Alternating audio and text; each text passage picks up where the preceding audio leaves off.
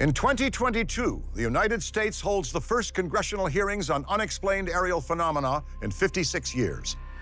Not to be outdone by their neighbors to the north, Mexico has their own. And the guests of honor are truly unbelievable. It's September 2023, and it's a big day for Mexico City because the Mexican Congress has assembled to hear testimony about the possible existence of aliens visiting the Earth.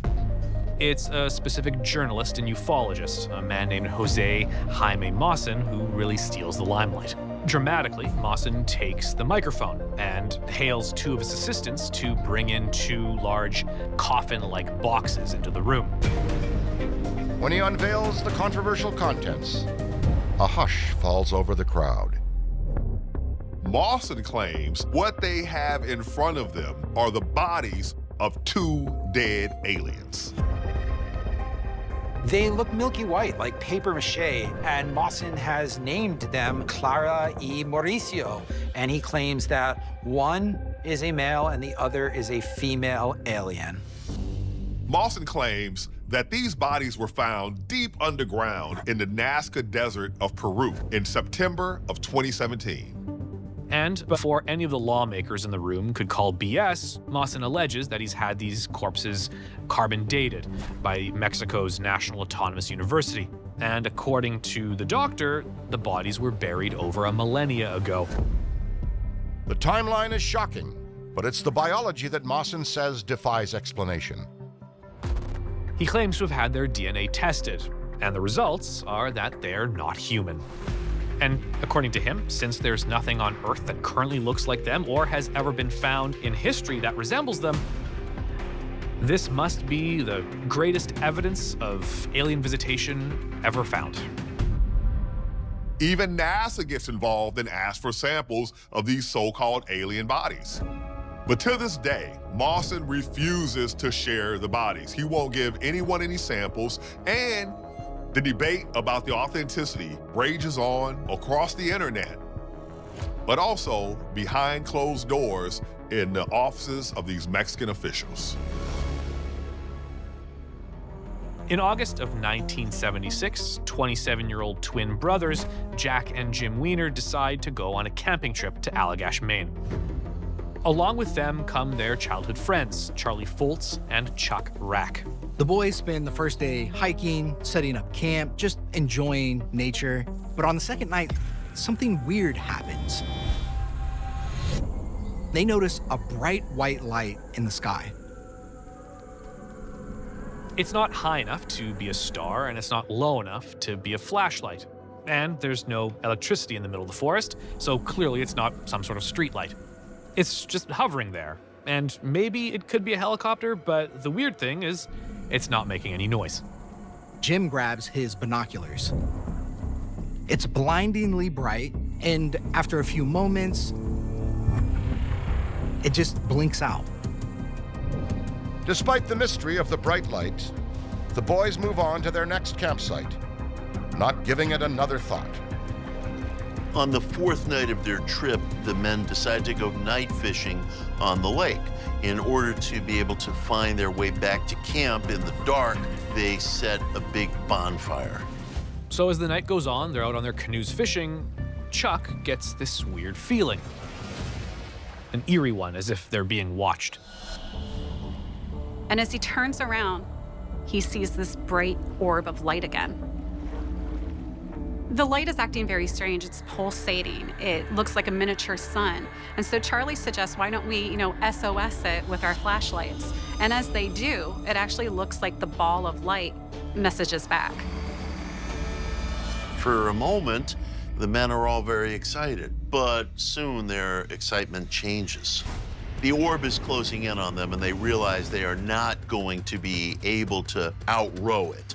They do make it to shore, and then suddenly, everything goes pitch black. When they come to, they're resting on the shore, and this strange orb is hovering over them, and it's so close that they feel like they could throw a stone and actually hit it. And then this ball of light just takes off. At this point, all the men travel back to their campsite, and they realize that their campfire is actually put out. The campfire that they built was huge, and the amount of wood they put on it, it should have burned for hours. But they think that they've only been away for a few moments. This shows that they lost a lot of time, but they don't exactly know how much or what happened during this missing time moment.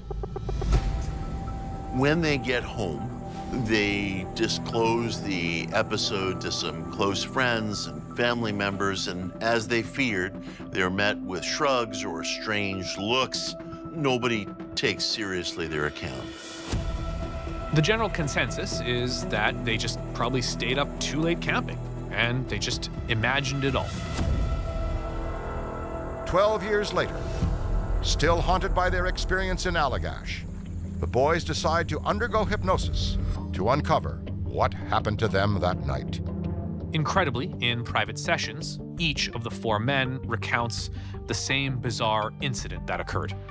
They all recount samples being taken from their body, blood, skin cells, hair, semen. The men all remember the faces of the aliens they saw. They had large, dark eyes and bulbous heads. The men claim that these aliens spoke to them telepathically, telling them to remain calm and to do what they're told. After the session, the friends are given a polygraph test, and all 4 pass. Some will continue to call this a hoax or a delusion, but the 4 men are committed that they are absolutely telling the truth. As renowned UFO researcher John Mack famously said, "This is not a club anyone wants to belong to." In August 2018, 33 scientists published a paper that sent their scientific community into a tailspin. The theory is that these cephalopods, squids, cuttlefish, octopus, they all came from a different planet. Sound crazy? It may not be as far-fetched as you think. Consider this. Octopuses have 33,000 genes. That's 50% more than what we humans have. So this means an exponential increase in genetic diversity. They can actually also rewrite their genetic code to withstand heat and cold, so they can live in many different environments. These things are free thinking, can change color, they're very intelligent. The octopus's brain is somewhat human-like in its operation. They can solve puzzles, they can use tools, but our brain is on our skull. Their neurons are distributed all over their bodies. What that means is that each octopus tentacle can think for itself. The scientists theorized that since many of these genes are not found in any other life forms on the planet, maybe they are of extraterrestrial origin. Even if our cephalopods came from one of these habitable planets, just how did they get here? There's actually a theory of how life could go from one world to the next, and that theory is known as panspermia. This theory speculates that meteorites or asteroids could have brought frozen eggs of extraterrestrial organisms down here to Earth. These eggs could then thaw, hatch, and then become Earth creatures.